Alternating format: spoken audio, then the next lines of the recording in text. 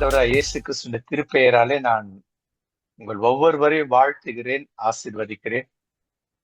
முக்கியமாக அட்மின்ஸ் ஒவ்வொருவரும் உங்களுக்கு வாழ்த்துதல் சொல்கிறார்கள். இப்ப நேரடியாக நாம பென்சாமையாவுடைய அவருடைய கரங்கள்ல கொடுப்போம். இன்றைக்கு அவர் இயேசுவை குறித்து, இயேசு உலக மீட்பரா அல்லது யூதர்களுக்கான மெசியாவா அப்படிங்கிற அந்த தலைப்புல இன்னைக்கு எடுக்கிற நல்ல ஒரு இறையியல் அனுபவம் பெற்றவர், எம்டிஎஸ் பண்ணவர் இல்லையா, ஹீப்ருவரை தனியா படிச்சுட்டு இருக்காரு. அதுவும் மெயின்லைன் பைபிள் காலேஜ்ல இல்லைங்களா பண்றாரு அவரு. குருகுல், சென்னையில இருக்க குருகுல் தியாலஜிக்கல் செமினரியில அவரு பண்ணிட்டு இருக்கிறாரு. Diploma in PG diploma course. அது actually post graduate diploma in Hebrew. அதை முடிச்சுட்டு அவர் post graduate diploma in Greek கூட பண்ண இருக்கிறார். ஸோ அவரிடத்துல நாம் அர்ப்பணிப்போம். அவர் இந்த நேரத்தை பொறுப்பேற்றுக் கொள்வார். ஐயா, ஓவர் டு யூ ஐயா. Thank you. God bless you. Thank you ஐயா. கிளியரா கேக்குது இல்லையா? ஸ்கிரீன் தெரியுது. கிளியரா இருக்கு ஐயா. ஆண்டவராகிய இயேசு கிறிஸ்துவின் நாமத்திலே உங்கள் அனைவரையும் வாழ்த்துகிறேன். ஜிபிசி குடும்பத்தின் சார்பாக ஒரு அட்மினாக நாங்கள் உங்கள் அனைவரையும் வரவேற்கிறோம். இந்த இந்த இந்த பாடத்தை முதல் முறை எடுக்க ஒரு நோக்கம் என்னன்னா, நம்மளுடைய ஆசிரியர்கள் ரவீந்திரன் ஐயா மற்றும் டேவிட் ஐயா அவங்களுடைய உந்துதலின் பேரில் மற்றவர்களும் நம்ம பாடம் எடுக்கணும் அப்படிங்கிற சீஷத்துவத்தை மையப்படுத்தி நாம் அனைவரும் ஒருவரிடம் மற்றவரிடம் என்று கற்றுக்கொள்ள வேண்டும் என்ற அந்த நோக்கத்தோடு நம்ம அந்த இதை தொடங்கணும். அப்போ அட்மின்ல முதல்ல நம்ம டாக்டர் ஐயா எடுத்தாங்க மெடிசனை பத்தி. அப்ப அடுத்தவங்க யாரும் எடுக்கிறதுக்கு இது பண்ணும் பொழுது நான் முன் வந்தேன். மற்றவர்களும் தொடர்ந்து முன் வரணும். அது அட்மின்ஸ் மாத்திரம் இல்லை, மற்ற மாணவர்களும் தங்களுக்கு தெரிந்த அந்த இறையியல் அனுபவத்தை சரியான கோணத்துல, இறையியல் கோணத்துல அந்த பாடத்தை எடுக்கணும் அப்படிங்கிற ஒரு அந்த ஜிபிசியோடைய ஒரு பெரிய அந்த இலக்கை நோக்கி நம்ம பயணித்து கொண்டு இருக்கிறோம். டேவிடையா சொல்லும் பொழுது அடுத்த கட்ட தலைவர்களையும் அடுத்த கட்ட ஆசிரியர்களையும் நம்ம தொடர்ந்து உருவாக்கி கொண்டே இருக்க வேண்டும் அப்படிங்கிற அந்த அந்த நோக்கத்தோடு நம்ம இந்த தொடர்ந்து இதை நான் இது பண்ணுவோம். என்னுடைய பாடம் அப்படிங்கிறது இயேசு யூத மெசியாவா, ஒரு நிமிஷம்,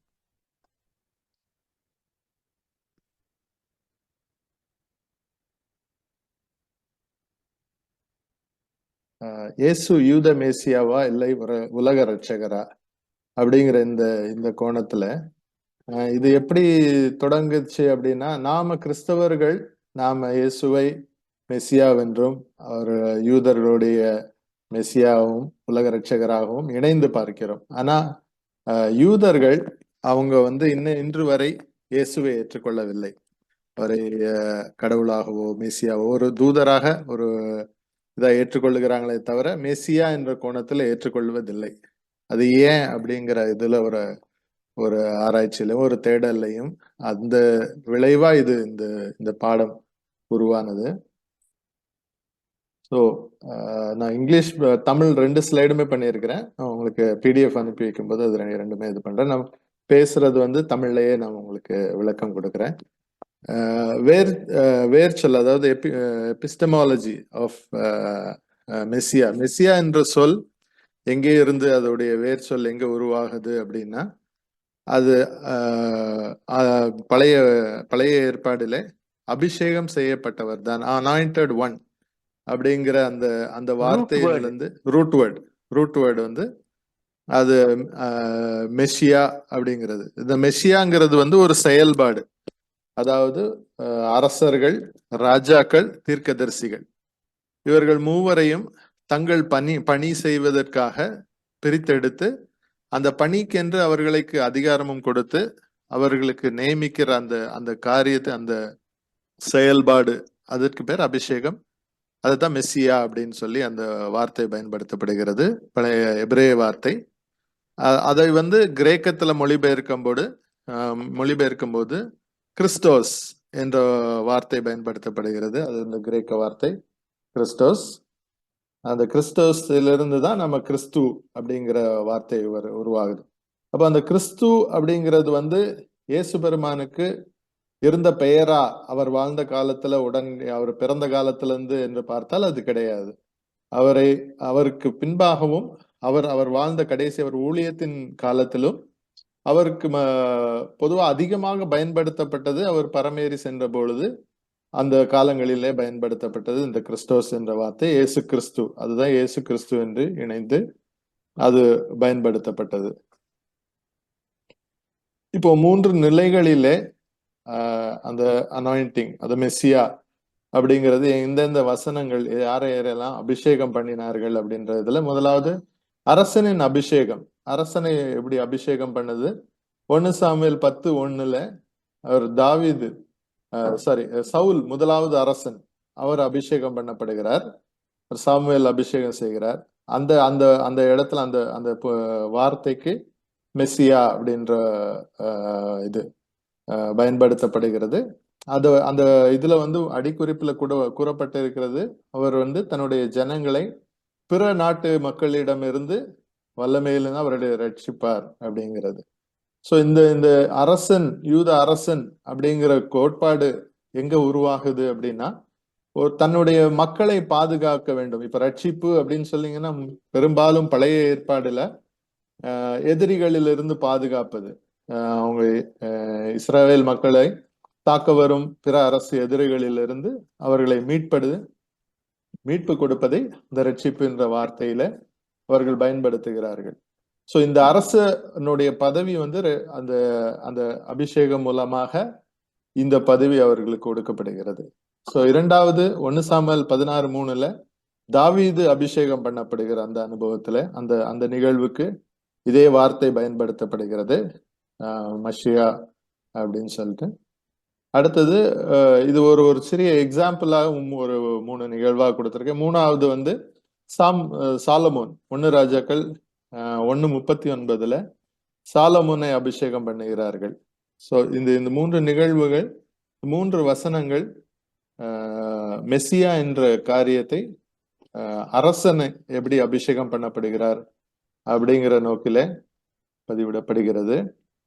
அப்புறம் ஆசாரியனை அபிஷேகம் பண்ணி வைத்தல், எப்படி அரசரை அபிஷேகம் பண்ணினார்களோ அந்த நாட்டை பாதுகாப்பதற்கு, நாட்டை அந்த மக்களை பிறர் மக்களிடமிருந்து பாதுகாப்பது, அதே போல ஆசாரியர், முதலாவது ஆசாரியன் ஆரோனை மோசே அபிஷேகம் பண்ணுகிறார். இந்த அபிஷேக பண்ணுதல், இந்த மெஸ்ஸியா அப்படிங்கிற அந்த முதல் வார்த்தையை துவக்கம் வந்து ஈசாக்கு யாக்கோபின் இடத்துல தொடங்குறது. அவர் வந்து அந்த கல்லை அபிஷேகம் பண்ணுகிற அந்த நிகழ்வு, அந்த வார்த்தை அந்த முதல்ல வருகிறது. பிறகு இந்த மைய புள்ளியாக ஏற்படுகிறது வந்து மோசே காலத்திலே மோசே ஒரு ஆரோனை அபிஷேகம் பண்ணும் நிகழ்வு. அதே மாதிரி யாத்ராகம் 29:7-9 அதே அபிஷேக முறைமையை ஆரோனுக்கும் அவருடைய பிள்ளைகளுக்கும் அபிஷேகம் பண்ணுகிறார். யாத்ரா 30:30. சங்கீதம் 133:2 இது அனைவருக்கும் தெரிந்த இது. அந்த அந்த அனாயிண்டிங்கோட பவர் அது எந்த அளவுக்கு அப்படி ஆரோனுடைய சிரசின் மேல் ஊற்றப்பட்டு அப்படி வழிந்தோடுகிறது, அந்த அந்த வசனத்தை மையமாக கொண்டு இந்த இடத்துல மெஸ்ஸியா என்ற அந்த வார்த்தை பயன்படுத்தப்படுகிறது. ஸோ 2வது அந்த அந்த அனாயிண்டிங் பயன்படுத்தப்பட இடம் வந்து ஆசாரியர்கள்.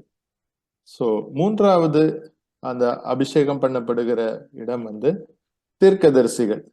ஸோ 1 ராஜாக்கள் 19:16 எலிஷா அவரை அபிஷேகம் பண்ணுகிறார்கள். அதே போல சங்கீதம் 105:15 நான் அபிஷேகம் பண்ணினவர்களை நீங்கள் தொடாமலும் என்னுடைய தீர்க்கதரிசிகளுக்கு தீங்கு செய்யாமலும் இருங்கள் அப்படிங்கிற அந்த வசனங்கள். இதே இது 1 நாளாகமத்துல இந்த வசனத்தின் அடிப்படையில தான் தாவீது வந்து சவுல வந்து ஒரு இடத்துல கொல்ல வருவார்கள். ஸோ அத கொல்லக்கூடிய சூழ்நிலைகள் வரும். ஸோ அப்ப அந்த கொல்லக்கூடிய சூழ்நிலைகள் வரும்பொழுது தாவீது அப்போ அந்த இடத்துல சொல்லுவார், கர்த்தரால் அபிஷேகம் பண்ணப்பட்டவரை நான் எப்படி அவர் கை போடுவேன் அப்படின்னு சொல்லி.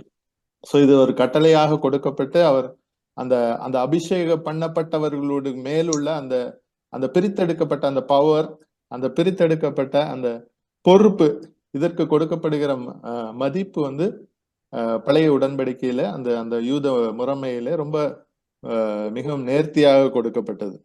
ஸோ இதன் அடிப்படையில தான் இந்த மெஸ்ஸியா என்ற இது வந்துச்சு. இப்போ கொஞ்சம் மியூட் பண்ணிக்கோங்க. பொதுவா நான் தான் மியூட் பண்ணிட்டு இருப்பேன் எல்லா இதுலயும். இப்ப நானே பண்றதுனால கொஞ்சம் நீங்களே கொஞ்சம் மியூட் பண்ணிக்கோங்க. ஸோ அடுத்து இந்த 3 நிகழ்வுகள், 3 அரசர்கள், அப்புறம் ஆசாரியர்கள், தீர்க்கதரிசிகள், இவர்களுக்கு அப்புறம் இந்த மெஸ்ஸியா என்ற அந்த கான்செப்ட் எப்படி இதாகிறதுனா, யூதர்களுக்கென்று எதிர்காலத்தில் ஒரு வரப்போகிறார் அப்படிங்கிற ஒரு நம்பிக்கை கொடுக்கும் நிகழ்வாக அந்த மெஸ்ஸியா என்ற இது உருவாச்சுது, அது வளர்ந்தது. ஆதியாகமம் 3:15 ஆதாம் அவர்கள் உங்களுக்கு அனைவருக்கும் தெரியும். உன் ஸ்திரீக்கும் உனக்கு ஸ்திரீக்கும் உன் வித்துக்கும் அவள் வித்துக்கும் பகை உண்டாக்குவேன், அவர் உன் தலையை நசுக்குவார், நீ அவர் குதிங்காலை நசுக்குவார். ஸோ அப்ப ஆதாமேவள் பாவம் செய்த காலங்களிலே அந்த பாவ மீட்பின் மீட்பாக மெஸ்ஸியா என்ற அந்த மெஸ்ஸியால, அதாவது எதிர்காலத்திலே ஒருவர் வரப்போகிறார் அப்படிங்கிற நம்பிக்கை அந்த ஆரம்ப துவக்கத்திலே உருவாகிறது. அதற்கப்புறம் மோசே, அவர் உபாகமம் 18:15 சொல்லுகிறார், மோசே என் தேவனாய கர்த்தர் ஒரு தீர்க்கதரிசியை உங்கள் நடுவில் ஏற்படுத்துவார், அவருக்கு செவி கொடுப்பீர்களாக அப்படின்னு. ஸோ அவருடைய கடைசி காலங்கள்ல அவர் நமக்கு எனக்கு பின்பாக ஒருவர் வரப்போகிறார், அவருக்கு நீங்கள் செவி கொடுங்கள் அப்படின்ற ஒரு ஒரு இதை சொல்லுகிறார். 2 சாமுவேல் 7:12-14 தாவீது இதுல பாத்தீங்கன்னா அவர் கடைசி காலங்கள்ல உனக்கு பின் சாலமோன் அவர் வருவாரு, அவர் ராஜ்யத்தை நிலைப்படுத்துவேன். அதுல 13ஆம் வசனம், அவன் என் நாமத்துக்கு என்று ஒரு ஆலயத்தை கட்டுவான், அவன் ராஜ்ய பாரத்தின் சிங்காசனத்தை என்றென்றைக்கும் நிலைக்க பண்ணுவேன் அப்படின்ற ஒரு இது. சோ அப்போ யூதர்கள் மத்தியில ஒரு அரசர், அதாவது தாவீதின் சந்ததியிலே, தாவீதின் வம்சாவளியிலே ஒருவர் வரப்போகிறார். அவர் இந்த அவருடைய சிங்காசனம் என்றென்றைக்கும் நிலைக்கும் அப்படிங்கிற ஒரு ஆழமான நம்பிக்கை அவர்களிடத்துல காணப்பட்டது.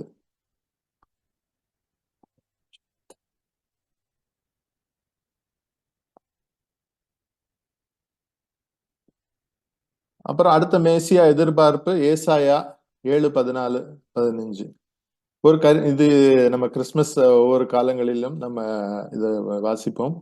அதுல ஒரு கன்னிகை கர்ப்பவதி ஆகி ஒரு குமாரனை பெறுவாள், அவருக்கு இம்மானுவேல் என்று பெயரிடுவாள் என்று.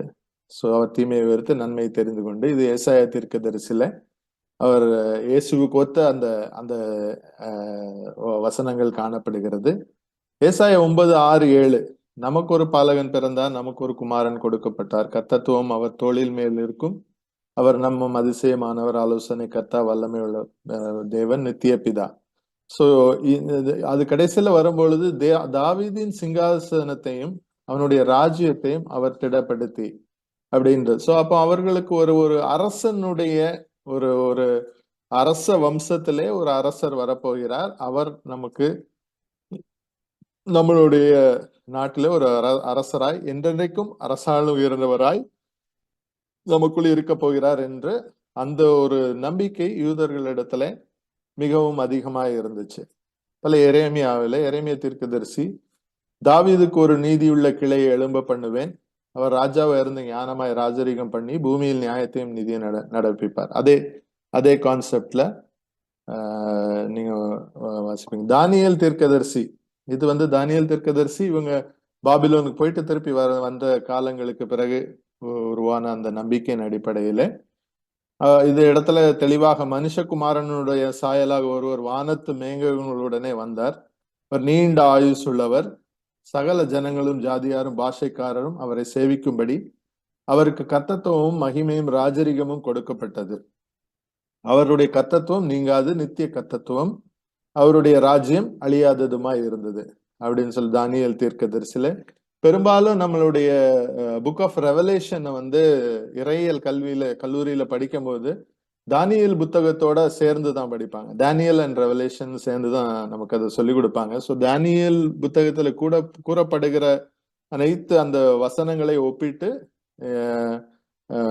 வெளிப்படுத்தின விசேஷத்தையும் ஒப்பிட்டு அதை வந்து பிரசங்கம் செய்வார்கள், அதை வந்து போதிப்பார்கள். சகரியா 9:9 கழுதையின் மேலும் கழுதை குட்டியாக மரியின் மேலும் ஏறி வருகிறவருமாய் இருக்கிறார். இது வந்து நம்ம ஓசன்னா அந்த பாம் சண்டேவுடைய ரிமெம்பரன்ஸா இந்த இந்த இந்த காரியங்கள் வருகிறது.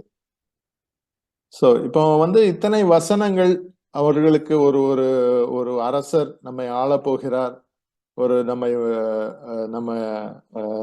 நம்ம இதை மீட்டு தரப்போகிறார் அப்படிங்கிற ஒரு பெரிய ஆழமான நம்பிக்கை கொடுத்திருந்தாலும், அதனுடைய முதல் துவக்கம், அதாவது ரொம்ப மையமான துவக்கம் அப்படின்னு பாத்தீங்கன்னா ஆபிரகாம் மூலமா தான் வருது. சோ ஆபிரகாமின் ஆசீர்வாதம் அது கடவுள் அவருக்கு கொடுக்கும்போது ஆதியாகமம் 12:2 அதுல பார்க்கும்போது, நான் உன்னை பெரிய ஜாதியாக்கி உன்னை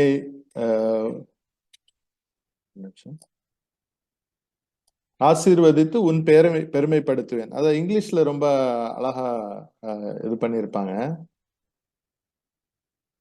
So I will make you into a great nation and I will bless you. So உன்னை பெரிய ஜாதியாக்கி அது ஒரு தேசத்தை உனக்கு கொடுப்பேன் என்ற அந்த வாக்குத்தத்தம் ஆபிரகாமுக்கு அது ஒரு பூமிக்குரிய ராஜ்யம், பூமிக்குரிய சுதந்திரத்தை கொடுக்கிறது. ஆதியாகமம் 22:17-18 நான் உன்னை ஆசீர்வதித்து உன் சந்தியை வானத்து நட்சத்திரங்களைப் போலும் கடற்கரை மணப்பு. இந்த வசனங்கள் அனைவருக்கும் தெரியும்.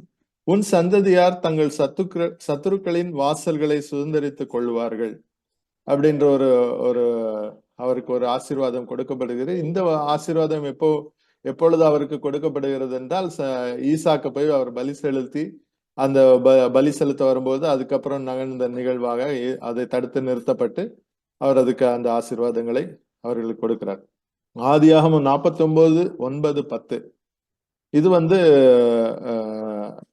யூதா கோத்திரத்துக்கு வந்து யாக்கோபு அவருக்கு கடைசி அவர் மரணத்துக்கு முன்பாக கொடுக்கின்ற அந்த ஆசீர்வாதம் ஒவ்வொரு பிள்ளைகளுக்கும் கொடுக்கும்போது அது இந்த வசனங்கள் சொல்லப்படுது. சமாதானத்தின் கர்த்தர் வருமளவும் செங்கோல் யூதாவை விட்டு நீங்குவதும் இல்லை, நியாயப்பிரமாணிகள் அவன் பாதைகளை விட்டு ஒளிவதும் இல்லை அப்படிங்கிற ஆசீர்வாதம். சோ இந்த ஆசீர்வாதங்கள் அப்படிங்கிற இந்த வசனங்களை பார்க்கும் பொழுது ஒரு பூமிக்குரிய ஒரு அரசாங்கம், ஒரு ஒரு ஒரு ஆட்சி, ஒரு ஒரு இந்த உலகத்திலே அவர்கள் நிலை பெற்று வாழ்கின்ற அந்த சந்ததிகள் மூலமாய் ஏற்படுகிற ஒரு ஆசீர்வாதத்தை பற்றி இந்த வசனங்கள் குறிப்பிடுகிறது. அடுத்தபடியாக கடவுள் அதே ஆசீர்வாதத்தை பரலோக ராஜ்யத்தின் ஆசீர்வாதமாக கடவுள் மூலமாக, இது வந்து பூமியின் மூலமாக அவருக்கு ஏற்படுகிற அவருடைய ஆசீர்வாதமாகவும் கடவுள் மூலமா கடவுளுக்கு இந்த பரலோக ராஜ்யத்தின் மூலமாக, அது வந்து ஆதியாகமம் 12:2 உன்னை ஆசீர்வதிப்பேன், உன்னை சவிக்கிறவர்களை சவிப்பேன், பூமியில் உள்ள வம்சங்கள் எல்லாம் உனக்குள் ஆசீர்வதிக்கப்பட்டிருக்கும். So and all peoples on earth will be blessed through you. So உலகத்தில் உள்ள அனைத்து சந்ததிகள், அனைத்து மக்களும் உன் மூலமாய் ஆசீர்வதிக்கப்பட்டிருப்பார்கள் அப்படின்ற ஒரு ஆசீர்வாதம். அடுத்தது ஆதியாகமம் 15:6 அவன் கர்த்தரை விசுவாசித்தான், அதை அவனுக்கு நீதியாக எண்ணினார். இதே வசனத்தை புதிய உடன்படிக்கையில வரும்போது கலாத்தியர் புத்தகத்துல விசுவாச மார்க்கத்தார் எவர்களோ அவர்களே ஆபிரகாமின் பிள்ளைகள் என்று அறிவீர்களாக, மேலும் தேவன்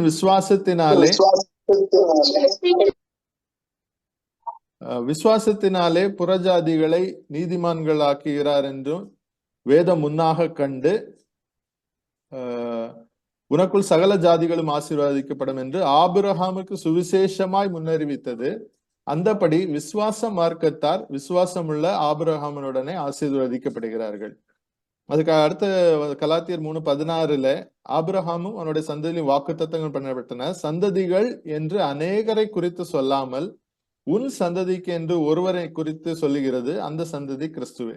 சோ அப்ப இந்த ஆசீர்வாதம் இந்த சந்ததி அப்படின்னு வரும்பொழுது அபிரகாம் அவர் விசுவாசத்தினாலே நீதிமானாக எண்ணப்பட்டார்.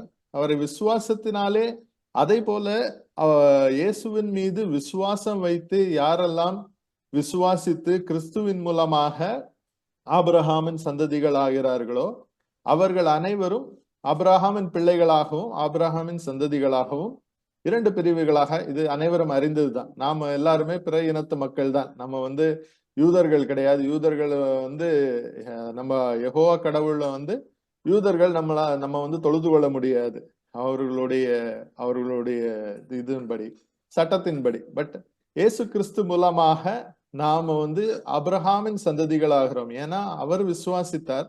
அந்த விசுவாசத்தின் அடிப்படையிலே நாமும் கிறிஸ்துவை விசுவாசிக்கும் பொழுது அந்த கிறிஸ்துவின் மூலமாக அந்த ஆசீர்வாதம், உலகம் எங்கிலும் பூமியில் உள்ள வம்சங்கள் எல்லாம் ஆசீர்வதிக்கப்படும் அப்படிங்கிற அந்த ஆசீர்வாதம் அவருக்கு கடவுள் மூலமாக ஏற்படுகிறது. இதை தொடர்ந்து நாம பார்க்கும் பொழுது ரோமர் 4:16 சுதந்திரமானது கிருபையினாலே உண்டாகிறபடிக்கு அது விசுவாசத்தினாலே வருகிறது. நியாயப்பிரமாணத்தை சார்ந்தவர்களாக சந்ததி யாருக்கு மாத்திரமில்ல, நாம் எல்லாருக்கும் தகப்பனாகிய ஆபிரகாமுடைய விசுவாசத்தை சார்ந்தவர்களான எல்லா சந்ததியாருக்கும் அந்த வாக்குத்தத்தம் நிச்சயிக்கப்பட்டிருக்கிறது. அநேக ஜாதிகளுக்கு உன்னை தகப்பனாக ஏற்படுத்தினேன் என்று எழுதியிருக்கிறபடி அது விசுவாசத்தின் மூலமாக ஏற்படுகிறது. ஒரு சந்ததி அவருடைய சரீரத்தின் மூலமாக, அது அடுத்த வசனங்கள் வரும். கலாத்தியர் 3:26 நீங்கள் எல்லாரும் கிறிஸ்து இயேசுக்குள் ஒன்றாயிருக்கிறீர்கள், ஆபிரகாமின் சந்ததியாரும் வாக்குத்தத்தின்படி சுதந்திரமாய் இருக்கிறீர்கள். சுதந்திரம்னா இன்ஹெரிட்டன்ஸ்.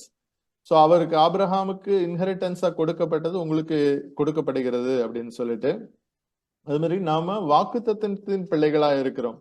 எப்படி அவர்கள் ஒரு சரீரத்தின் மூலமாக, ரோமர் 9:8 அது எப்படி என்றால், மாம்சத்தின் பிள்ளைகளானவர்கள் தேவனுடைய பிள்ளைகள் அல்ல, வாக்குத்தத்தத்தின் பிள்ளைகளானவர்களே அந்த சந்ததி என்று எண்ணப்படுகிறார்கள். சோ அப்போ அவர்கள் மாம்சத்தின் மூலமாக, அதாவது ஆபிரகாம் சாராளுக்கு பிறந்த சந்ததிகள்.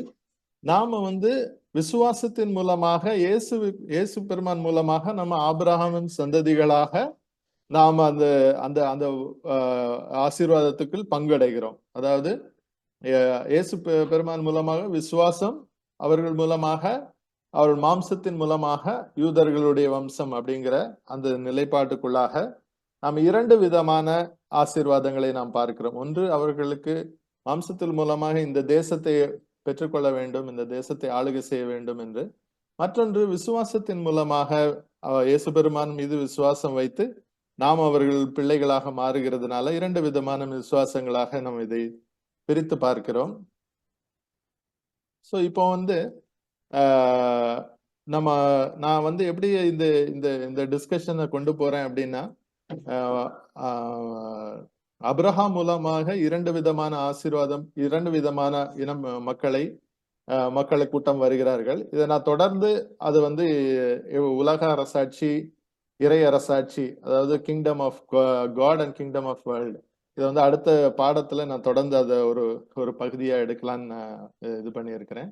ஏன்னா இயேசு பெருமான் வரும்பொழுது kingdom of God is at near, உங்களுடைய தேவனுடைய ராஜ்யம் சமீபித்திருக்கிறது அப்படின்னு யோவான் ஸ்நானகன் போதிச்சது. அதுக்கப்புறம் அதை தொடர்ந்து இயேசு பெருமான் அதை போதிக்கிறாரு. சோ அதனுடைய ராஜ்யம்னா என்ன அப்படிங்கிற காரியத்தை பத்தி அடுத்து நான் அதை தொடர்ந்து இதை கொண்டு போகலான் இருக்கிறேன். அடுத்தபடியாக இந்த யூதர்களுடைய நம்பிக்கை, அவர்களிடத்துல ஏற்பட்ட காலம் எப்படி ஏற்பட்டுச்சு. முதலாவது ஒரு அபிஷேகிக்கப்படுகிற அந்த நிகழ்வு, 3 அரசர்கள் இவங்களெல்லாம் அபிஷேகம் பண்ணுகிறார்கள். அடுத்தபடியாக அவர்கள் சாலமோன், அந்த 2 தேவாலயம், ஒன்று முதல் சாலமோன் தேவாலயம், அதுக்கப்புறம் நம்ம நெஹெமியா காலத்துக்கு ஏரோது காலங்கள்ல அந்த கட்டப்பட்ட தேவாலயம், 2வது தேவாலயம்.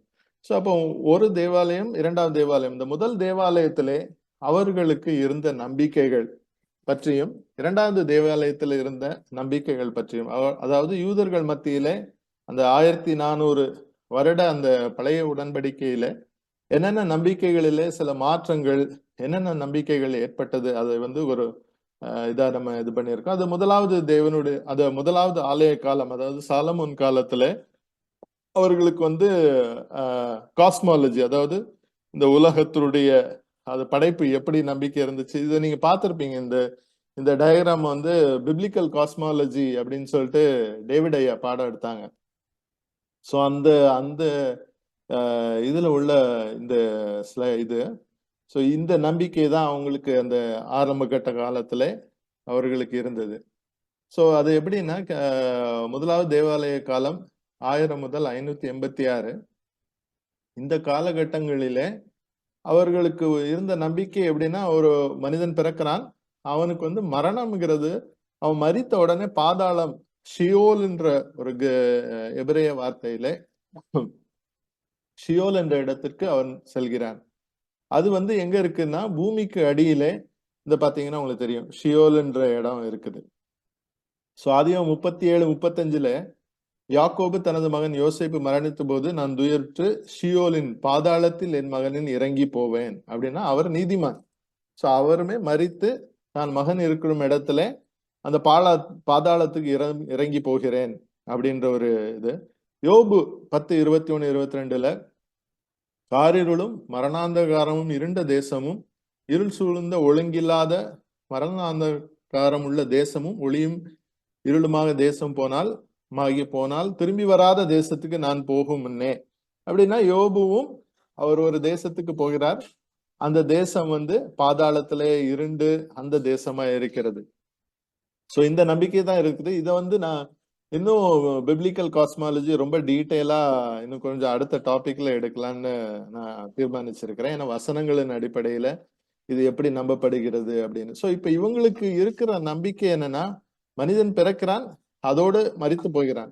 இவர்களுக்கு அந்த மறுபிறப்பு அந்த காலங்களில் முதல் தேவாலய காலங்களிலே அவர்களுக்கு மறுமை வாழ்க்கை பற்றிய அந்த உயிர்த்தெழுதல் பற்றிய நம்பிக்கை கிடையாது. இதுக்கு ஒரு இம்பார்ட்டன்ட் ப்ரூஃப் என்னன்னா இந்த சதுசேயர்கள். இவங்க சதுசேயர்களுக்கு வந்து இந்த நம்பிக்கை கிடையாது. நீங்க இயேசுவின் காலத்திலேயே பார்த்திருப்பீங்க, சதுசேயர்கள் இந்த நம்பிக்கையற்றவர்களாய் பல கேள்விகள் கேட்பாங்க. ஒரு 5 பெண்களை மணந்திருப்பாரு, ஒரு பெண் வந்து 5 பேரை மணந்திருப்பாரு, அப்ப யாரு அங்க போய் கணவனா இருப்பாங்க அப்படின்ற கேள்விகள்லாம் வரும். ஏன்னா அவங்களுக்கு வந்து மறுமையை பத்தி நம்பிக்கை கிடையாது. ஏன்னா இவங்க சதுசேயர்கள் யாருன்னா இவங்க ஆலய குருக்கள். இவங்க தான் அந்த தேவாலயம் இருந்த காலகட்டத்துல அவர்கள் வந்து அதாவது ஆரோன், லேவியர்கள் இவங்க சந்ததி மூலமாக இவர்கள் வந்தவர்கள். ஸோ இவங்க தான் அந்த அந்த காலத்துல முதலாவது தேவாலயத்தின ஆலய பணிகள்ல இருந்தவர்கள். இவர்களுக்கு வந்து அடுத்த மறுமையின் உயிர்த்தெழுதல் இந்த நம்பிக்கை அது கிடையாது. ஸோ இந்த இந்த இந்த இந்த இதே இதுதான் அந்த பிப்ளிக்கல் காஸ்மாலஜி. அதாவது நம்ம ஆதியாகமத்தின்படி நம்மளுடைய உலகத்தை பற்றிய அந்த அண்டத்தை பற்றிய நம்பிக்கை என்ன அப்படின்னு சொல்லிட்டு அதுல வந்து நீங்க பாத்தீங்கன்னா ராக்கியா அப்படிங்கிற அந்த வார்த்தை, இது வந்து எபிரேய வார்த்தை. இது ஆகாய விரிவு. நம்ம ஆதியாகமத்தில் படிச்சிருப்போம். ஆகாய விரிவு, பரந்த பரப்பு. இது மேலுள்ள தண்ணீரையும் கீழுள்ள தண்ணீரையும் பிரிக்க தேவன் 2ஆம் நாள்ல சிருஷ்டித்தது. ஸோ இப்ப இங்க பாத்தீங்கன்னா இங்க ஒரு ஃபர்மமெண்ட், அதாவது ஒரு வால்ட் மாதிரி ஒரு இது இருக்குது. அதற்கு மேல நீர் இருக்குது, அதற்கு மேல வானங்கள் இருக்கிறது. இந்த இடத்துலதான் கடவுள் இருக்கிறார். அதாவது அதுலயுமே லேயர்ஸ் இருக்கு, 1ஆம் வானம், 2ஆம் வானம், 3ஆம் வானம் வரைக்கும். ஸோ இந்த நம்பிக்கைகள் அவர்களுக்கு அந்த காலங்களில இருந்தது. அதுக்கப்புறம் ஷமாயிம் அப்படின்ற இடம் தான் பரலோகம். மாயம்ங்கிறது நீர், ஷமாயம்ங்கிறது அது மேலுள்ள நீரை குடிக்கிறது. இது வந்து பல நேரங்களில் பன்மை சொல்வாகவோ பறந்து விரிந்த இடமாகவோ காணப்படுகிறது. இது தேவனும் தெய்வீக மனிதனும் இறக்கும் இடமாக. ஸோ இந்த இடங்களை ஷமாயிம் அப்படிங்கிற இடமாக கொடுக்கப்படுகிறது. அடுத்தது எரெட்ஸ்ன்ற வார்த்தை தான் இந்த இடம், எர்த். ஸோ பூமியின் நிலம், அந்த பூமியை குறிப்பிடப்படுகிற இடம். அதுக்கப்புறம் ஷியோல், பாதாள உலகம், இறந்தவர்களின் மண்டலம். இது மறுத்தவர்கள் அவள் ஒழுக்க நிலைப்பாட்டை கருத்தில் கொள்ளாமல், அதாவது இவங்க நல்லவர்களாக இருந்தாலும் சரி கெட்டவர்களாக இருந்தாலும் சரி அவர்கள் அனைவரும் ஒரு அமைதியான இடத்துல சென்று இந்த ஷியோல் அப்படிங்கிற அந்த இடத்துல அவர்கள் இருப்பாங்க அப்படிங்கிற ஒரு இது. இந்த மாயம்ன்றது தண்ணீர், அது அது மேலும் இருக்கும் கீழும் இருக்கும், இங்கேயும் இருக்கும் அது மேலேயும் இருக்கிறோம். இதுதான் பிப்ளிக்கல் காஸ்மாலஜி. அவங்களுக்கு அந்த அந்த காலத்துல 1ஆம் நூற்றாண்டு, அது அந்த அதாவது 1ஆம் நூற்றாண்டு இல்ல, முதலாவது தேவாலயம் இருந்த காலங்கள். ஸோ கிமு 1000 அந்த அந்த காலங்கள்ல அவர் அந்த அந்த காலகட்டங்கள்ல அவர்களுடைய நம்பிக்கையா இருந்தது. இதன் அடிப்படையில தான் அந்த ஆதியாகமம் 1ஆம் அதிகாரம் இருந்துச்சு. இதைத்தான் அவர்கள் இது பண்ணுவாங்க. இதை நான் ரொம்ப டீட்டெயிலா நெக்ஸ்ட் நான் பாடம் எடுக்கும்போது அடுத்த இதுல நான் அடுத்த இதுல நான் அதை விவரிச்சு ஒவ்வொரு பாடமா நான் எடுக்கலான்னு இருக்கிறேன். அடுத்தபடியாக அப்போ முதலாவது தேவாலய அந்த காலகட்டங்கள்ல அவங்களுக்கு இருந்த நம்பிக்கையானது மனிதன் மரிக்கிறான், அவன் அதோட முடிந்து போகிறது அவனுடைய வாழ்க்கை அப்படிங்கிற அந்த நம்பிக்கை இருந்துச்சு. ஆனா 2வது தேவாலயம் அவர்கள் எப்பொழுது இது பண்றாங்கன்னா, அந்த பாபிலோனுக்கு சிறைப்பட்டு போய் அவர்கள் போயிட்டு திருப்பி கோரேஸ் மன்னன் காலத்துல அவர்கள் திருப்பி வருகிறார்கள். சோ அப்ப அந்த திருப்பி வந்த அந்த காலகட்டங்களிலே அவருக்கு இருந்த அந்த அந்த மறுமை வாழ்வு, மறுமையை பற்றிய அந்த நம்பிக்கை, அந்த காலகட்டங்கள்ல தான் அவர்களுக்கு அதிகமாக அந்த மேசியா கோட்பாடு அப்படின்ற ஒரு இது. சோ அப்போ யூதர்களுடைய எஸ்கட்டாலஜி, ஜூயிஷ் எஸ்கட்டாலஜி, அவர்களுடைய நம்பிக்கை, கடைசி கால நம்பிக்கை, அது எப்பொழுது உருவாகிறது அப்படின்னா, அவங்க ஒரு முதல் முறையாக கிமு 586ல அவர்கள் ஒட்டுமொத்தமா நாடு கடத்தப்படுகிறார்கள். நாடு கடத்தப்பட்டு இப்போ மறுபடி வருகிறார்கள். மறுபடியும் வந்தாலும் அவர்கள் மற்ற நாடுகளின் ஆளுகை கீழே தான் இருக்கிறாங்க. அதாவது பெர்சிய பேரரசின் கீழே தான் அவர்கள் ஆட்சியில இருக்கிறாங்க. சோ அப்போ அவர்களுக்கு உருவாகிற அந்த நம்பிக்கை நமக்கு ஒருவர் வருவார், அதாவது எப்படி மோசே காலத்துல சொல்லப்பட்டதோ நமக்கு ஒரு அது மாதிரி பிற்காலத்துல ஒரு தாவீதின் சந்ததியில ஒரு வருவார், நம்மளுக்கு நாட்டை மீட்டு கொடுப்பார் அப்படிங்கிற நம்பிக்கை வலுப்பெற்ற காலம் 2வது தேவாலய காலம். சோ அந்த காலகட்டத்துல தான் ஓலம் ஹசே, ஓலம் ஹபா அப்படிங்கிற 2 விதமான ஒரு உலக நம்பிக்கை. அதாவது ஓலம் ஹசே, ஓலாம்னா ஏஜ், அதாவது வாழ்க்கை, அதாவது திஸ் டைம் அப்படிங்கிறது. ஹசே அப்படிங்கிறது வேர்ல்டு, இந்த உலகம். இப்போ நம்ம பிசிக்கலா நாம இப்போ வாழ்ற உலகம். அது எங்க இருந்து தொடங்குதுன்னா, ஆதாமில தொடங்கு மேசியா வரும் வரைக்கும் இந்த வாழ்க்கை, இந்த உலக வாழ்க்கை அலாம் ஹசே. அலாம் ஹபா அப்படிங்கிறது இந்த ஏஜ் டு கம், மெசியா வரும் பொழுது அதுல ஏற்படுகிற நம்பிக்கை. சோ அப்போ சாரி, நான் இங்கிலீஷ் இதே போட்டுட்டு இருக்கேன், மன்னித்துக் கொள்ளவும். சோ அந்த ஒலாம் வரவிருக்கும் மறுமை வாழ்க்கை. சோ இத பத்தி ஒலாம் ஹபா சொல்லுகிறது. ஒலாம் ஹசே நடப்பு காலத்துல உள்ள அந்த வாழ்க்கையை பத்தி சொல்லுகிறது. சோ இந்த ஒலாம் ஹாசே அப்படிங்கிற இந்த இந்த வாழ்க்கையுடைய இதுல மனிதன் சமூக யதார்த்தங்கள், சவால்கள், அவர்களை அந்த அந்த காரியங்கள்ல உலகத்துல வாழ்கின்ற ஏற்படுகிற சவால்கள், அவர்கள் சந்திக்க வேண்டிய போராட்டங்கள், இது எல்லாத்தையும் இந்த உலகத்துல அனுபவிப்பார்கள் அப்படின்னு ஒரு மரபுபடி 6000 ஆண்டுகள் இந்த இந்த உலக இது இருக்கும். அதாவது ஓலாம் ஹசே 6000 ஆண்டுகள் அந்த இது இருக்கும் அப்படின்னு.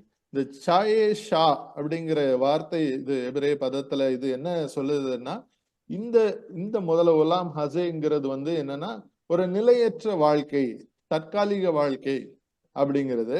அதுக்கப்புறம் அடுத்த சாயே ஒலாம்ங்கிறது தான் நித்திய ஜீவன், ஒரு ஒரு நன்மையை, யூதர்களுக்கு நன்மையான காலம் ஏற்படுகிறது அப்படிங்கிறத அந்த குறிக்கிறது. சோ இப்ப இந்த இந்த காலகட்டங்கள் இந்த இதோட இதை பாத்தீங்கன்னா, அப்படியே பாத்தீங்கன்னா நம்மளுடைய கிறிஸ்தவ நம்பிக்கை, அதாவது எஸ்கட்டாலஜிக்கல் பிலீஃப் இருக்கும். ஆனா அதுல சில மாற்றங்கள். இது பியூர்லி ஜூயிஷ், யூதர்களுடைய கடைசி கால நம்பிக்கை. இது எங்க அப்படின்னா தானியேல், எசேக்கியேல், தானியேல் புத்தகங்கள், எரேமியா புத்தகங்கள், இந்த இடத்துல இருந்து இது இது பண்ணும். இது நான் ரொம்ப டீட்டெயிலா நான் இப்போ ஒரு இன்ட்ரடக்ஷன் தான் கொடுக்குறேன். அந்த இன்ட்ரடக்ஷன்ல என்னென்ன நான் அடுத்த இதுல எடுக்க போறேன் அப்படிங்கிறத நான் கூறுறேன். அதுல இந்த முதலாவது தேவாலயத்தை முடிஞ்சு 2வது தேவாலயத்துல ஓலாம் ஹசே, ஓலாம் ஹபா, இந்த யூத அவர்களுடைய கடைசி கால நம்பிக்கைகளை பற்றி ரொம்ப இன்னும் கொஞ்சம் வசனங்களின் அடிப்படையில டீட்டெயிலா நம்ம அதை அடுத்து எடுப்போம். ஸோ இப்போ அது பாத்தீங்கன்னா இது ஃபாலுங்கிறது மனிதன் அவன் வீழ்ச்சி அடைகிறான். ஆதாம் வீழ்ச்சி அடைந்ததுல இருந்து அப்ரஹாம் வரைக்கும் 2000 அந்த காலங்கள் வந்து எமே தொகு என்ற அந்த வார்த்தையின் மூலமாக இதெல்லாம் அடுத்த பாடங்கள்ல நம்ம தெளிவாக நான் அதை எடுப்பேன். அப்ரஹாம் முதல் மெஸ்ஸியா வரைக்கும். அப்புறம் மேசியா, அதுக்கப்புறம் இதுல வந்து கொஞ்சம் ஒரு கிறிஸ்தவ இறையியல் அந்த காரியங்கள் வந்திருக்குது. ஏன்னா சஃபரிங் சர்வெண்ட், அதுக்கப்புறம் யாஹ்வே 1000 வருடம், இது எல்லாமே வந்து இந்த நம்மளுடைய இது சேர்ந்து அதுல அந்த இறையியல்ல நம்மளுடைய வெளிப்படுத்தின இறையியல் வெளிப்படுத்தினது வந்து யூத இலக்கியம். அதுல வந்து பியோர் யூதர்களுடைய நம்பிக்கை இதுதான். இந்த ரிசரக்ஷன் மெஸ்ஸியா வரும்பொழுது ரிசரக்ஷன் காலங்களுக்கு அப்புறம் ரெண்டா இது பண்ணுது, பாரடைஸ் ஜின்னான்ற இது வரும். சோ இப்போ இந்த காலங்கள் இந்த 2வது தேவாலய காலத்துல பரிசேயர்கள் இருக்கிறாங்க. இவங்க பரிசேயர்கள் யாருன்னா, முதலாவது தேவாலயம் இடிக்கப்படுகிறது. அந்த முதலாவது தேவாலயம் இடிக்கப்பட்டு இவர்கள் அந்த 70 வருஷம் அங்க பாபிலோன்ல இருக்கும்போது, பாபிலோன் அப்புறம் மெதியா பெர்ஷியா அந்த அந்த ஆட்சியின் கீழே இருக்கும் பொழுது இவர்களுக்கு ஒரு அந்த அந்த அவருடைய ஆன்மீக சக்தி, அவங்களுடைய ஆன்மீகத்தை மீட்டெடுப்பதற்காக அது ஆலயம் இல்லாதபடியினாலே உருவானவர்கள் தான் அந்த பரிசேயர்கள். சோ இவர்கள் குருக்கள். அதுதான் பிற்காலத்து பரிசேயர்கள் தான் பிற்காலத்துல ரபிமார்களா உருவாகி அந்த ரபாய் ட்ரெடிஷன் உருவாகி கிபி 70ஆம் நூற்றாண்டுல அந்த 2ஆம் தேவாலயம் இடிக்கப்பட்ட காலத்துக்கு பிறகு அது வந்து ரபாய் ட்ரெடிஷனா அப்படியே தொடர்ந்து வளருது. ஸோ இந்த பரிசேயர்கள் முதலாவது எப்போ உருவாகிறாங்க அப்படின்னா, அவர்கள் வந்து இந்த 70 கால சிறைப்பட்டு போனதுக்கு அப்புறம் அவர்கள் வருகிறார்கள். ஸோ இப்ப இவர்களுக்கு தான் அந்த நம்பிக்கை, உயிர்த்தெழுதல் நம்பிக்கை உண்டு. ஸோ உயிர்த்தெழுதலின் நம்பிக்கை, வரப்போகும் மேசியா, இந்த காலங்கள், ஒலாம் ஹசே ஒலாம் ஹபா, இந்த உயிர்த்தெழுதல், இந்த நம்பிக்கைகள் எல்லாம் 2ஆம் தேவாலய காலத்திலே அவர்களுக்கு உருவானது. சோ இப்ப வந்து இந்த 2 நம்பிக்கைகளையும் நாம் பார்த்துவிட்டு, ஒரு யூத மேசியா, ஒரு யூதர்கள் நம்பின மேசியா அவர் என்னெல்லாம் செய்வாரு அப்படின்ற அவர்களுடைய நம்பிக்கை என்ன இருக்கிறது அப்படின்னா, யூத மக்களை இஸ்ரவேல் தேசத்தை மீட்டெடுப்பாரு. அவர்களை வந்து இஸ்ரவேல் தேசத்துக்கு பல நாடுகள் கிபி 70ஆம் நூற்றாண்டுக்கு அப்புறம் 1948 தான் யூதர்கள் திரும்பி வந்தாங்க. சோ அவர்களை வந்து மீட்டெடுத்து அவர்களுடைய இது பண்ணுவாங்க. இப்பவும் யூதர்களை பாத்தீங்கன்னா இஸ்ரேல் தேசம் உருவாயிருச்சு 1948. ஆனா அந்த அந்த ஆர்த்தடாக்ஸ் ஜூயிஷ் பீப்புள், அவர்கள் யூதர்கள் என்ன பண்றாங்கன்னா, இன்னும் போய் அந்த இடிக்கப்பட்ட தேவாலயத்தின் முன்பாக பண்ணி ஜெபம் பண்ணி மேசியா வருவதற்காக அவர்கள் வேண்டிக் கொண்டிருக்கிறார். அதற்கு காரணம் என்ன வேணும்னா, அவர்கள் யூத தேசத்துக்கு வந்தாலும் மெசியா என்ற ஒரு அரசன் அவர்களுக்கு வரல. அது மாத்திரம் அந்த மெசியா அரசன் என்ன வருவாரு, வந்த உடனே அவர் ஆலயத்தை மறுபடியும் கட்டி அது அவர் வந்து பழையபடி அந்த பலி கோட்பாடையும் அவர்களுடைய நியாயப்பிரமாணத்தையும் கொண்டு வரும். அது நீதியான அரசாங்கத்தை நிறுவுதல் அப்படிங்கிறது வந்து இப்போ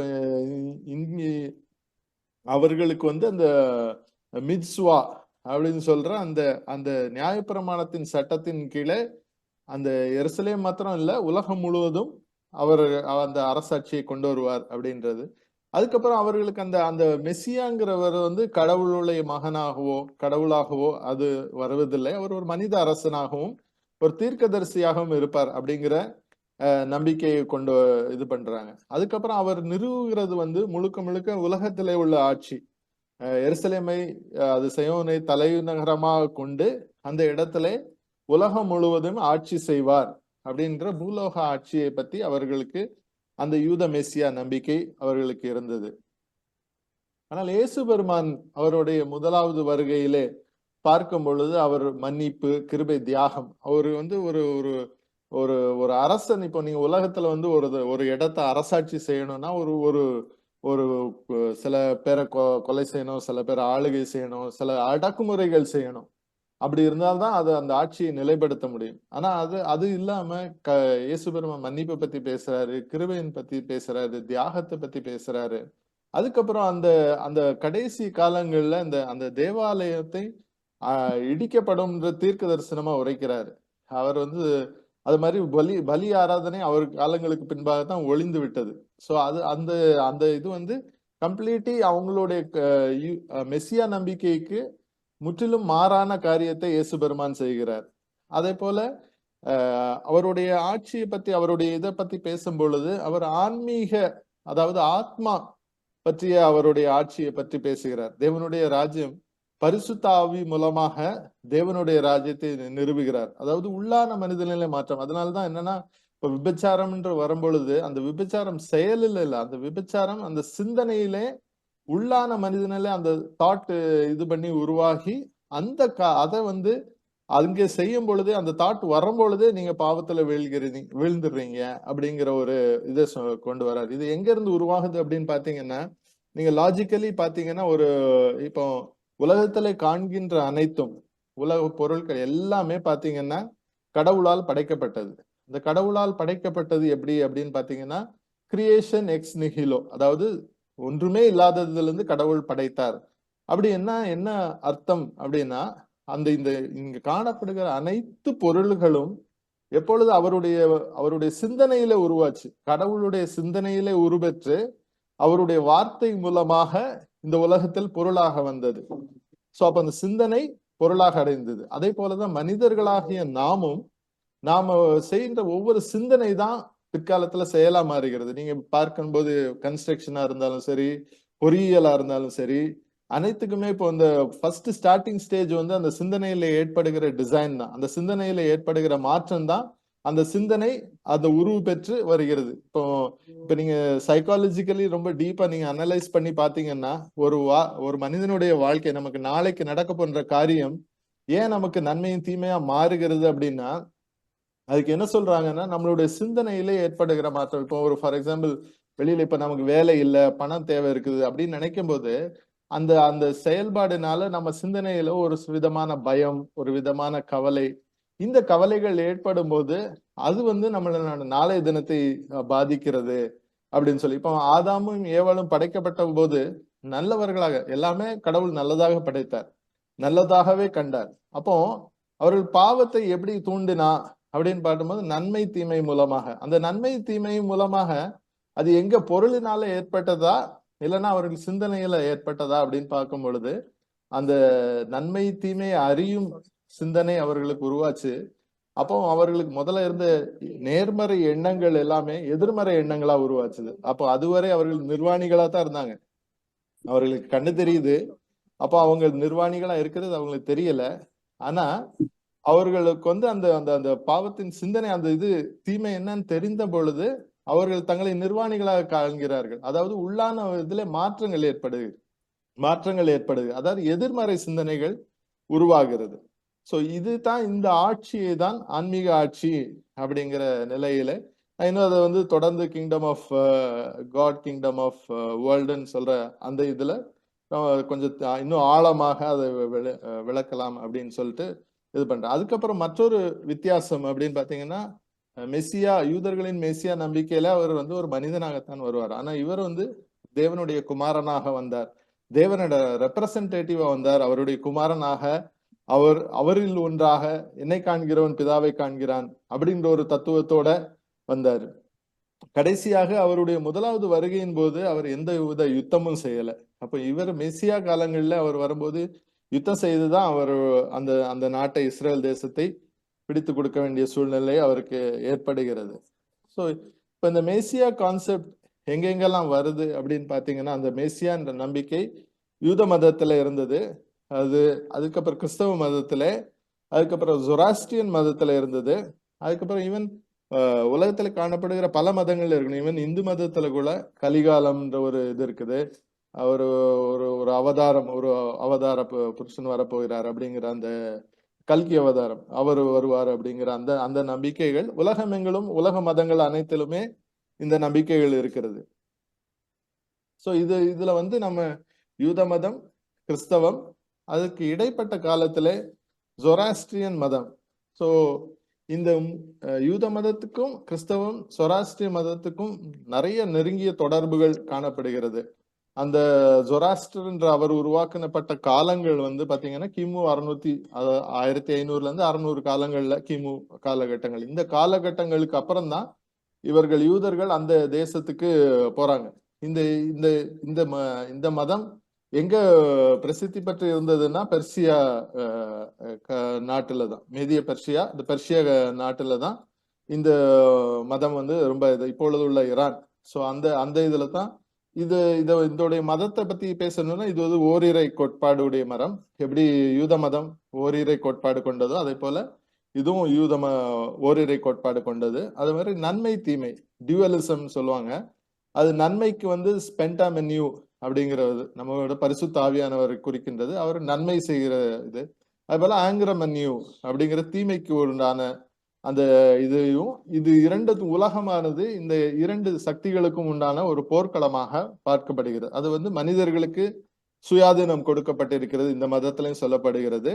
அதுக்கப்புறம் அவர் மனிதர்கள் மரித்த பிறகு ஒரு சின்வத்தின்ற ஒரு பாலம் இருக்குது, அதை கடந்து போகும்போது அவர்களுக்கு அங்கே நியாய தீர்ப்பு கொடுக்கப்படுகிறது. சோ இங்கே அடுத்தது ஆஷா என்ற இருந்து ட்ரூஜ் என்ற இரண்டு விதமான நன்மை தீமைக்கு உண்டான இது. நமக்கு எப்படி வேதாகமம் இருக்கிறதோ அதே போல அவஸ்தா அப்படின்ற ஒரு புதித நூல் இருக்கிறது. சோ இவர்களுடைய மெயின் கோட்பாடை பார்த்தீங்கன்னா நல்ல சிந்தனை, நல்ல வார்த்தை, நல்ல செயல்கள். சோ இந்த எதிர்கள் இருந்துச்சுன்னா கடவுளால் ஏற்கப்படுவோம் அப்படின்ற ஒரு இது. அவங்களுடைய கடவுள் பேர் அஹூர மஸ்தா. அவருக்கு மையமாக இருப்பது நெருப்பு. நெருப்பு வந்து சுத்திகரிப்பை குடிக்கிறது அப்படிங்கிற, அதனால எல்லா சடங்குகளையும் அவர்களுக்கு நெருப்பு இருக்கும். அதோட முக்கியமான ஒரு இது என்னன்னா சோஷியாந்த்ன்ற ஒருவர் வருவார். அவர் ஒரு ரட்சகர், உலகத்தின் முடிவிலே அந்த ரட்சகர் வருவார். அவர் வரும்பொழுது இறந்தவர்கள் உயிர் பெறுவார்கள், அப்புறம் ஆண் மக்கள் சுத்திகரிக்கப்படுவார்கள் அப்படின்ற இந்த நம்பிக்கை உண்டு. ஸோ இதுதான் அவங்களுடைய இதுல வந்து இங்க பாத்தீங்கன்னா good thoughts, good deeds and words, அதாவது அதே மாதிரி அதாவது டியூவலிசம், நல்ல சிந்தனை, கெட்ட சிந்தனை, சாத்தான், இந்த கோட்பாடுகளுக்கு இந்த ஜொராஸ்ட்ரியன் மதம் வந்து உண்மையாக ஒரு இது இருந்துச்சு. ஸோ இப்போ வந்து என்ன இதுன்னா பல வேத வல்லுநர்கள் இந்த மதத்துல இருந்து அந்த மதம் வந்துச்சு, அந்த மதத்துல இருந்து இந்த மதம் வந்துச்சு, அந்த கருத்துக்கள் வந்துச்சு அப்படிங்கிறது. ஸோ நான் ஏற்க போறதில்லை. ஆனா யூதர்கள் அவர்களுடைய சூழ்நிலைகள் பார்த்தீங்கன்னா அவங்க கிமு 586 அந்த தேசத்தை இழந்து போறாங்க. அப்போ அவங்களுக்கு அந்த முதலாவது அந்த ஆலய காலத்திலே அவர்களுக்கு இருந்த நம்பிக்கையை பத்தி வந்து என்னன்னா ஹீனோதீசம்னு சொல்லுவாங்க. அதாவது ஹீனோதீசம்னா ஒரு கடவுளை அவர்கள் நம்புவார்கள். அதாவது ஒவ்வொரு நாடுகளுக்கும் ஒவ்வொரு கடவுள். அதே மாதிரி அது யெகோவா கடவுள் வந்து யூதர்களுக்கு, அதுக்கப்புறம் பாகால், அதுக்கப்புறம் அஸ்தரோத்து, ஒவ்வொரு பிரதேச கடவுள்கள். சோ அப்ப அந்த ஒரு நாடு ஜெயிக்கும் பொழுது அந்த கடவுள் அந்த நாடை ஜெயித்தார் அப்படிங்கிற அந்த நம்பிக்கை வரும். சோ அப்போ அவர்கள் வந்து பாபிலோனிய அரசன் அவர்கள் ஜெயிச்சு வரும்போது அவர்களுடைய கை உருங்குது, அவருடைய கடவுள் நம்பிக்கை வலுப்பெறுகிறது. கடைசியா அவர்கள் வரும்போது பெர்சியா இதுலதான் அவங்க மாறுறாங்க. சோ பெர்சிய காலங்கள்ல வரும்பொழுது பெர்சிய நம்பிக்கைகள் மதம் வந்து ரொம்ப ஒரு பிராட் மைண்டட் மதம். அதான் கோரேஸ் வந்து அவர் வேற ஒரு இது, கோரேஸ கூட மெஸ்ஸியா அப்படின்ற ஒரு வார்த்தைகள் வரும், என் தாசனாகிய கோரேஸ் அப்படின்னு சொல்லிட்டு பைபிள்ல வருது. சோ அவர்களுக்கு அந்த நம்பிக்கைகள் உருவாகிறதுக்கு காரணம் அவர்களுடைய கால சூழ்நிலைகள். அந்த இடத்துல அவர்கள் அடிமைப்பட்டு போகும் பொழுது அவர்களுடைய கடவுள் பெரியவர் என்ற அந்த இது வரும்போது அவர்களுக்கு உள்ள என்ன இதுனா தன்னுடைய கடவுளை விட்டுல அவங்க அந்த இது நாட்கள் முடிஞ்சு திரும்பி வரும்போது அவங்களோட மொழியில கூட மாற்றம் ஏற்படுவது. பலியோ ஹீப்ரு இருந்துச்சு, அதுக்கப்புறம் அரமேய மொழியோட கலந்துதான் இப்போ இந்த கிளாசிக்கல் ஹீப்ருன்னு எல்லாம் பாக்குறோம்ல, இது எல்லாமே அரமேயிக் மொழி தான். அரமேயிக் மொழி வந்து பர்ஷியா அந்த மொழி. சோ அவங்க மொழியில மாற்றங்கள், அவருடைய சிந்தனையில மாற்றங்கள், நம்பிக்கையில மாற்றங்கள், இது எல்லாமே அவர்களை மேம்படுத்தியது. ஆனா என்னன்னா அவங்க அப்படியே காப்பி அடிச்சாங்க, இந்த மதத்துல இருந்து அந்த மதம் வந்துச்சு அப்படிங்கிறது கிடையாது. அதோடைய இன்ஃப்ளூயன்ஸ் தங்களுடைய நம்பிக்கையிலே அவர்கள் வந்து யூதர்கள் ரொம்ப ஸ்மார்ட்டா அதுதான் சொல்லுவாங்க. அந்த ஆதியாகமம் 1-12 வந்து அவர்கள் வந்து மறுபடியும் வந்து அவர்கள் அதை ஏற்படுத்தினார்கள் அப்படின்ற அந்த இது இருக்கும். இதை வந்து நம்ம தொடர்ந்து அடுத்த பாடங்கள்ல நம்ம இதை பத்தி யோசிப்போம். என்னுடைய முதல் பாடம் இன்ட்ரோடக்ஷன்ல இது ஒரு மையமாக நான் கேட்கக்கூடிய கேள்விகள், ஒவ்வொரு கேள்விகள் என்னன்னா கிறிஸ்தவர்களாகிய நாம் கேட்க வேண்டிய கேள்விகள் என்ன அப்படின்னா, ஏன்னா இந்த காலங்கள்ல இஸ்ரேல் தேசத்தை மையப்படுத்தி இஸ்ரேல்ல நடக்கின்ற யுத்தம், அங்க நடக்கின்ற கொலைகளை மையப்படுத்தி பல விதமான கிறிஸ்தவர்கள் அதுக்கு சப்போர்ட் பண்றாங்க. இது முற்றிலுமாய் இயேசு பெருமானுடைய தத்துவத்தை மத்தேயு 5:6-7 முற்றிலுமான அகைன்ஸ்டானது. சோ அப்போ நாம கிறிஸ்தவர்கள் என்ன கேட்க வேண்டும் அப்படின்ற ஒரு ஒரு சிறிய தாட்டோட நான் இதை முடிக்கலாம் அப்படின்னு பாக்குறேன். அதாவது யூத ஆலயத்தை அவர்கள் அந்த பலிபீடம் முறைமையும் யூத ஆலயம் இடிக்கப்படும் என்ற அந்த அந்த அந்த தீர்க்கதரிசி மூலமாக இயேசு முதலாவது வருகையிலே அவர் செய்தார். அப்போ இரண்டாவது வருகையிலே அவர் மறுபடியும் எப்படி அதே தேவாலயத்தையும் அது எப்படி பலி கோட்பாடையும் அவர் மறுபடியும் கொண்டு வருவார் அப்படிங்கிற. ஏன்னா இயேசு வரும்பொழுது 3ஆம் தேவாலயம் கட்டப்படும், பலி கொடுக்கப்படும் அப்படின்ற ஒரு நம்பிக்கையை வைத்துதான் நம்ம சொல்லுகிறார்கள். அதுக்கப்புறம் அவர் இப்போ இஸ்ரேல் தேசத்திலே ஒரு தேசம் உருவாகிறதுக்கு போர் தான். இன்னைக்கு வரைக்கும் அவர் கடவுள் கொடுத்த தேசமா இருந்தாலும் அதுல பாத்தீங்கன்னா அவங்க வாழ்றதுக்கு பயங்கர போராட்டம். அவர்கள் அந்த தேசத்துல வாழ்றதை விட அவர்கள் வெளியில வாழ்ந்த காலங்கள் தான் அதிகம். அவர்கள் துன்பத்தை பட்ட காலங்கள் தான் அதிகம். அது போல அவர் கடவுளை அவர்கள் ஒரு இனத்தின் கடவுளாக மாத்திரமே இருந்த கடவுளை இயேசு பெருமான் மூலமாக அனைத்து மக்களின் கடவுளாக மாற்றப்பட்டார். அப்ப மறுபடியும் இஸ்ரவேல் ராஜ்யத்தை ஸ்தாபிக்கும் போது அது இஸ்ரவேல் தேசத்தின் கடவுளாக மாறப் போகிறாரா என்ற ஒரு கேள்வி. அதுக்கப்புறம் கடைசியாக இயேசு என்பவர் ஆத்மாவை மீட்க வருகிறாரா இல்லைன்னா நம்ம சரீரத்தை மீட்க வருகிறாரா அப்படின்ற ஒரு கேள்வியும், மற்றொரு பௌதீக யதார்த்தம் அதாவது பிசிக்கல் ரியாலிட்டியை வைத்து கடவுள் நம்ம பண்றோமா இல்லைன்னா மெட்டாபிசிக்கல் ரியாலிட்டி அதாவது சைக்கி அதாவது உள்ளான மனித நிலை மாற்றமா அல்லது நம்மளுடைய உடல் அளவில மாற்றமா, அதாவது உடலின் அரசாங்கமா இல்லைன்னா நம்மளுடைய ஆன்மாவின் அரசாங்கமா அப்படின்ற ஒரு கேள்வி. கடைசியாக ஒரே ஒரு கேள்வி என்னன்னா, 2000 வருடங்களுக்கு முன்பாக தேவனுடைய ராஜ்யம் சமீபித்து இருக்கிறது அப்படின்னு தான் பிரசங்கத்தை ஆரம்பித்தார் இயேசு பெருமான் பிரசங்கத்தை. சோ அப்ப அந்த தேவனுடைய ராஜ்யம் சமீபித்து இருக்கிறது, அதாவது kingdom of God is at near, இப்பொழுது உங்களிடத்துல வந்துட்டு இருக்கிறது அப்படின்னு சொல்லி ஏன் 2000 வருடங்களாக ஏன் நிறைவேறவில்லை?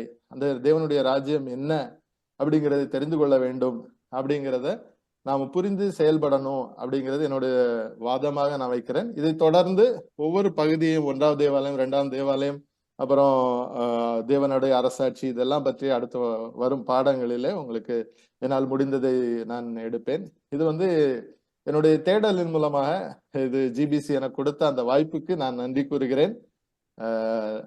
இதோட பாடத்தை நிறைவு செய்கிறேன். உங்களுக்கு கேள்விகள் எதுவும் இருந்தால் நம்ம அதை தொடர்ந்து கேட்கலாம். நன்றி.